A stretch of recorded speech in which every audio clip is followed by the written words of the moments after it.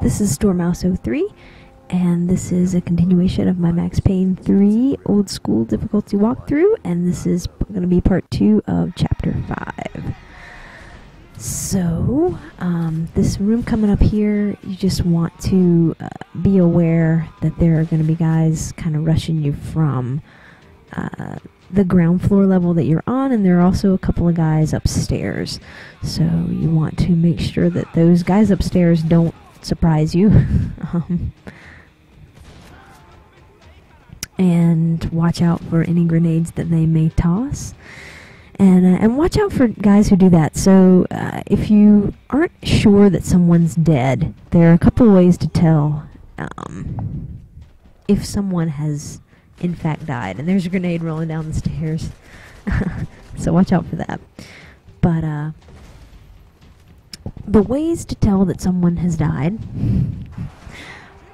aside from them sort of like falling on the ground and not moving anymore, are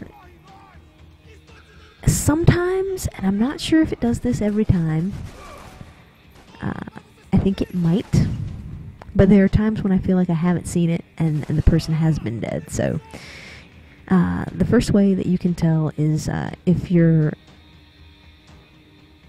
targeting reticle goes to the sort of square or open crosshair, that will be an indicator that the person that you are shooting is dead, and that you don't need to put any more bullets into them. Now sometimes, and it's probably just because my screen is tiny, I can't tell when that happens. You know, the action moves quickly. That dot is so small on my small television screen that I don't always see it happen. And so the second way to tell if someone has died, especially that you want to use if they're one of those people that rushed you and you kind of like, oh shit, and shot them really quickly as they fell sort of right next to you. There was the open crosshair there. As I went into bullet time for no reason. Trying to reload or some nonsense. So the second way that you can tell that they're dead is if you point your target onto them and it does not turn red. And so if they're lying on the floor and you aim at them and your target turns red, they're still alive, regardless of whether they're moving at the time or not. If they're lying on the ground and they're twitching, which sometimes they do, and your target on them is not red, then they are dead. They might still be twitching, but they're dead, and you don't need to shoot them anymore and waste your bullets. So those are the two sort of sure ways to tell if an enemy's dead and sort of having a death spasm, or you know, if they're still alive and you need to concentrate some more fire onto them. So in this spot, I like this area here around to the left of this container, because it stopped them from tossing grenades willy-nilly, and they all kind of ran around here at me. And there is a spot right in a second where this guy rushes me and I don't catch him before he gets around behind me right now, where I got into a bad situation right then. So you want to make sure that you don't do that. And I ended up having to take a painkiller there, but for the most part you can manage the situation really well right here, and use those canisters if you can. They will help you out. So see, like right there, he was on the ground, but he wasn't dead yet. The target hadn't turned red, or it did turn red when I pointed at him, and so I put a couple more rounds in him, and now we're done. So, yep. And that could be a challenging little spot right there, but it's all about sort of knowing what you're going to come up against and managing the situation to your advantage, and that is true for this difficulty and any difficulty really. you know, the easier ones you can just kind of run and gun and shoot, dodge around and not worry too much. But for hard on up, a lot of playing this game is like many other games. It's all about knowing what you're going to be up against and managing the situation accordingly. So I currently have finished this old school playthrough and am now just recording these commentaries, so I'll get these up pretty quickly. And I currently have started on a hardcore playthrough, which I can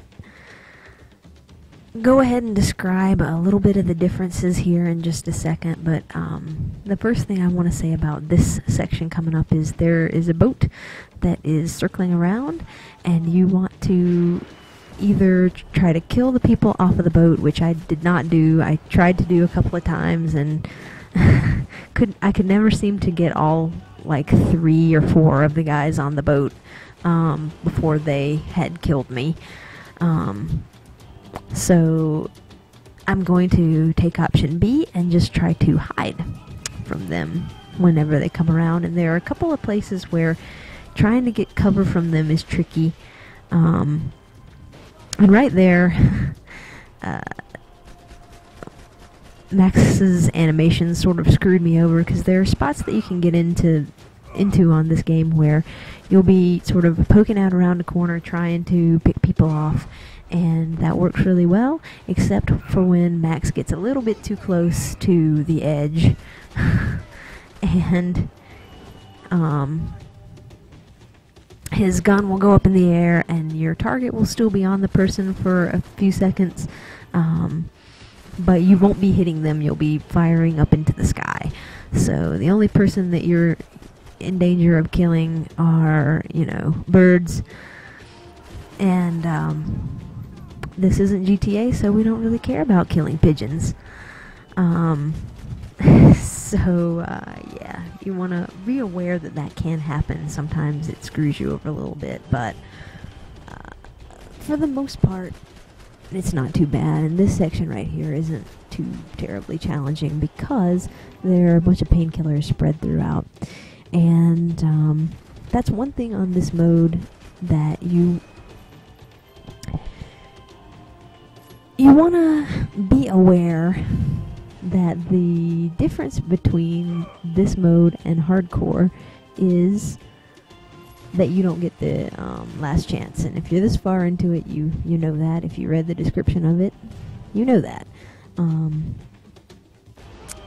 But the difference that this makes strategy-wise is that you want to be using your painkillers when you're on hardcore, and I haven't gotten too far through it, so I don't have, you know, all the tips for that mode yet. But from what I can tell so far,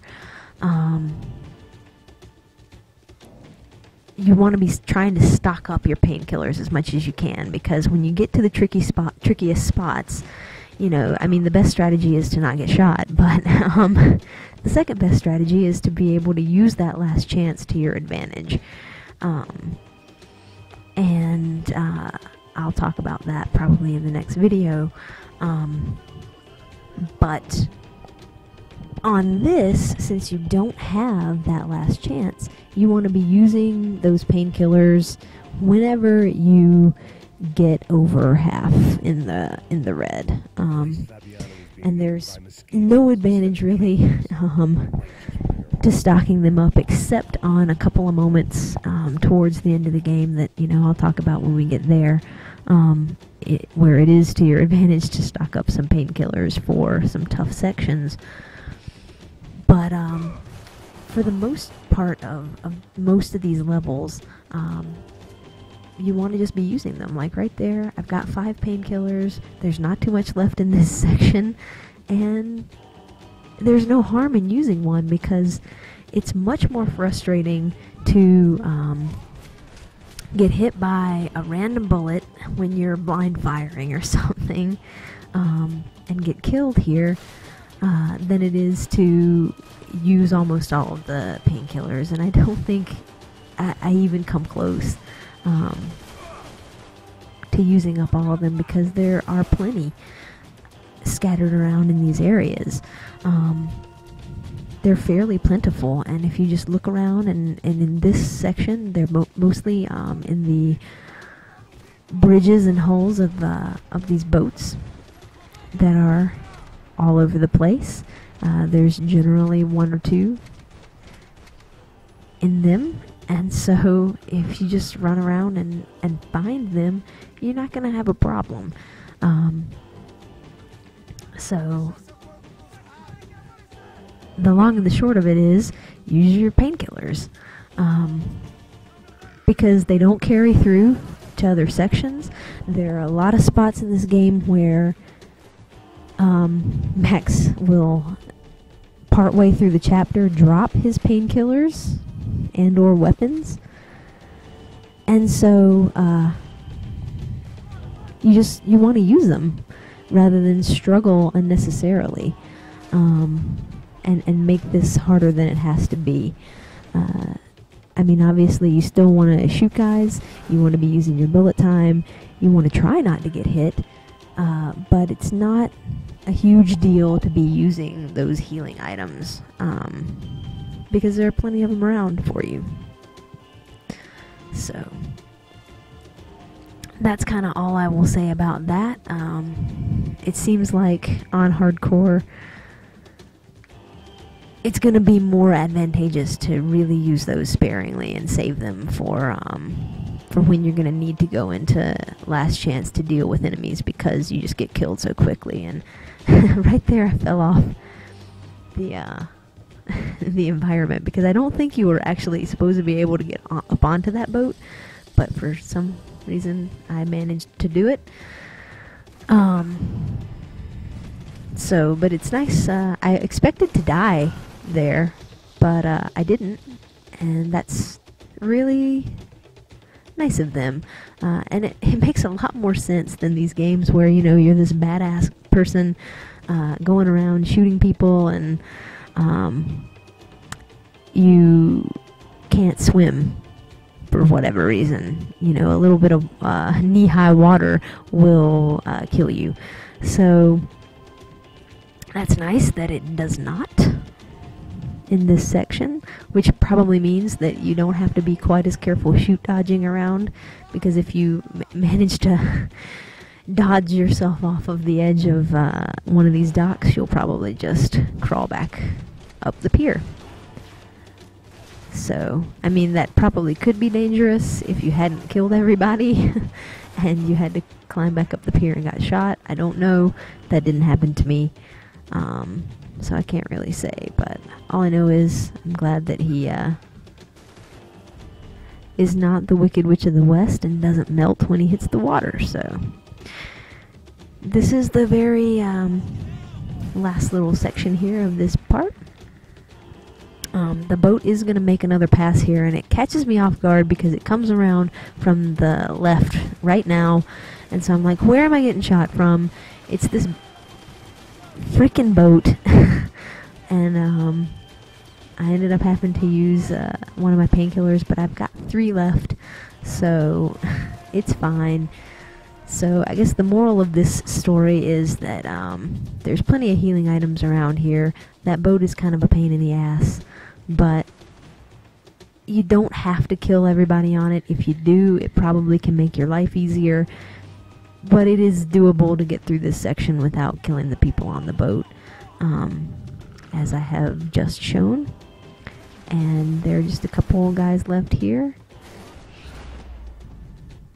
and you will be done with this section.